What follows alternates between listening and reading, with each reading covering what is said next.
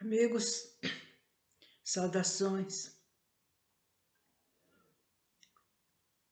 Então, mais uma vez, falar do triste episódio da prisão do nosso Mestre, Jesus. Então, os soldados apareceram ali no horto, empunhados como se ele fosse um grande, perigoso criminoso, cheios de espadas e entre eles estava um dos espiões do Caifás, que mostrou para os soldados quem era o Mestre Jesus. Ele foi manietado, amarrado, diante do desespero dos apóstolos, dos seus amigos que ali estavam. Jesus foi calmamente, sem olhar para trás, seguindo aqueles que levavam para onde ele iria ser acusado. Quanto a Judas, não retornou mais para o horto onde Jesus estava, nem teve coragem de enfrentar o Mestre, pois já havia concorrido para que ele fosse preso. Porque depois do fracasso da marcha a Jerusalém, em que ele fora um dos mais entusiastas organizadores, adiando estupidamente aos próprios esbirros do Sinédrio, ali distribuídos para fomentarem a perda de Jesus, ainda continuou a gozar da amizade dos mesmos sacerdotes que ele vivia tentando aliciar para o movimento cristão. O sumo sacerdote Caifás conhecia todos os passos de Judas e o acalentava, suas ingênuas pretensões. Ele possuía o passe livre do Sinédrio para transitar por Jerusalém, e este fato, que havia dias vinha lançando desconfiança aos demais apóstolos. É porque às vezes ele sumia, não dizia onde que ia, nem o que estava fazendo. E ele devia estar ali junto de Jesus, né, como os outros.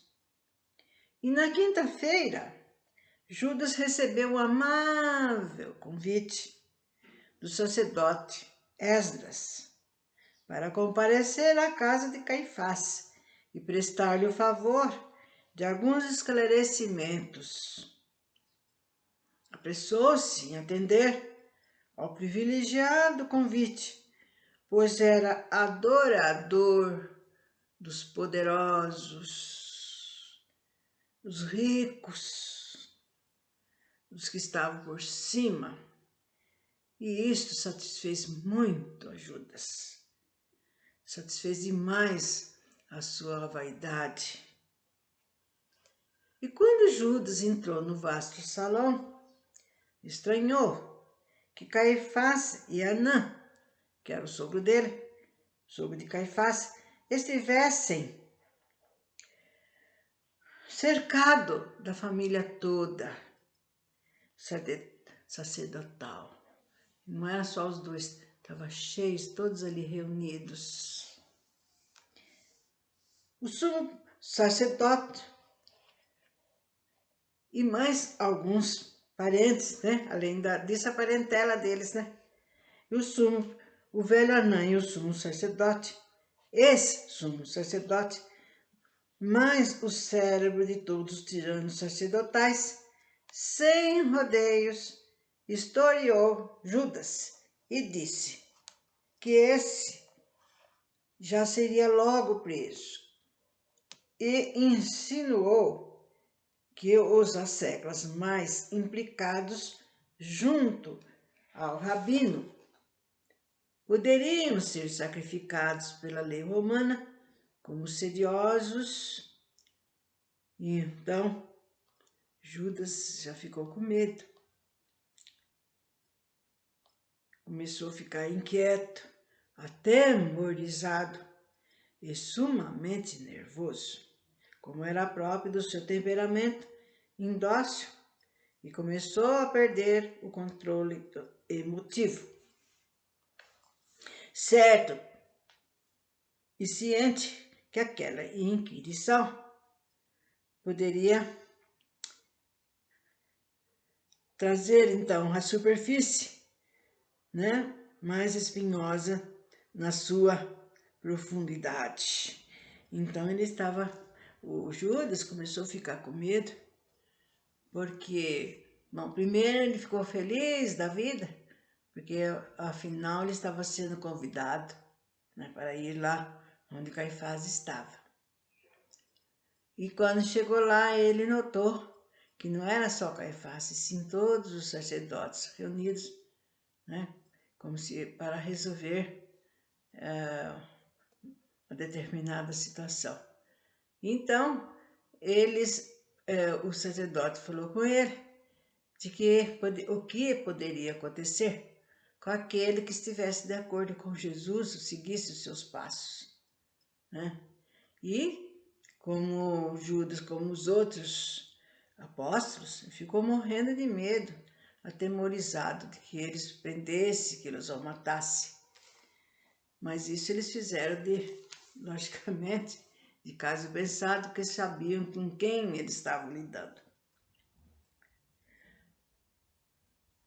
Ele foi então convidado, gente, a dizer tudo o que sabia sobre Jesus desde o início de suas pregações na Galileia até a marcha para Jerusalém. Em seguida, Anã oferecia-lhe os meios de Judas sair da Judéia, oferecendo-lhe provisões e uma pequena fortuna, protegendo até a fronteira do Egito. Assim que satisfizesse todas as inquirições e assinasse aquela investigação de rotina. Ele tinha que dar o testemunho e falar que ele falou e fez realmente o que foi entregar Jesus de mãos atadas para o inimigo, E eles usaram raposas ladinas, gente. E eles captavam, questionavam entre eles, maquinavam coisas horríveis. E os hebreus, apesar disso, os seus conterrâneos, gente do mesmo lugar, morriam de medo, porque sabiam que eles eram poderosos, vingativos e faziam o mesmo acontecer. E muitos já morreram por poucas coisas.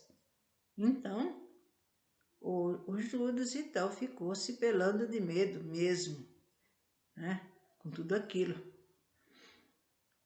Então,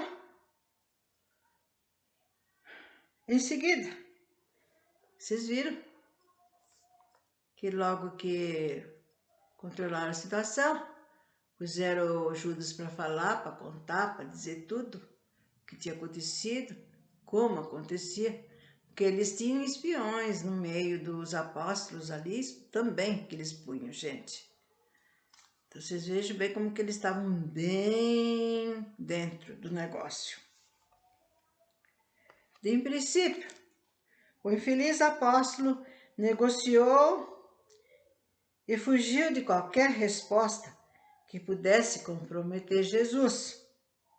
Mas era um temperamento incontrolável, pusilânime e de pouca resistência.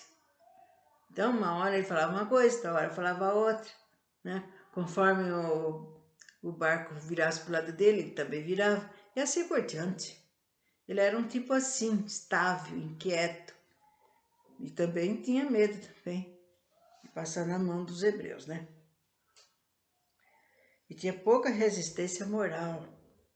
Acossado por todos os lados e sob o turbilhão de perguntas capciosas dos membros da família de Anã, apanhado em contradições perigosas e traindo-se cada vez mais diante daqueles homens sabidos e espertos, astutos e implacáveis em seus desígnios, Judas perdia terreno facilmente.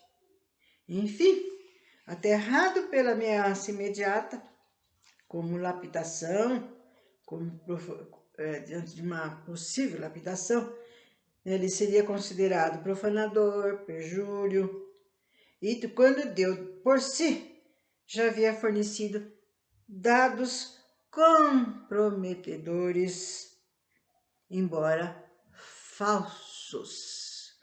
Então, tudo que ele dizia de bom, eles, logicamente, né, entre eles, falavam tudo ao contrário, que Jesus fazia do que ele lhe falava.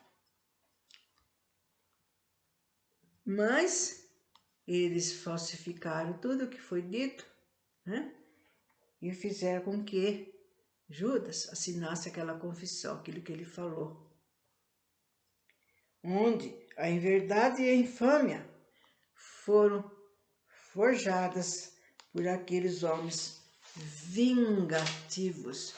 Nossa, não sei nem vingativos, maus, além de tudo isso, que transformaram na peça acusadora mais eficiente para eliminar o generoso Rabi da Galileia. A confissão de Judas, mais tarde, impressionou e convenceu profundamente os juízes do Sinédrio e causou espécie ao próprio Pôncio Pilatos. Em seguida, o sumo sacerdote mandou um belegrim dar a Judas uma bolsa de moedas capciosamente oferecida como prêmio ao seu testemunho de livre e espontânea vontade. Dada a justiça do Sinédrio, Judas, pálido, olhos febris, terrivelmente angustiado pelas acusações, apanhou as moedas. E o que ele fez? Atirou-as no chão, nos pés do esbirro, fugindo loucamente dali. E assim ficamos para outra ocasião, continuando toda essas coisas horríveis que os próprios sacerdotes, com a sua gangue toda, forjaram para que pudesse levar o nosso querido mestre à morte.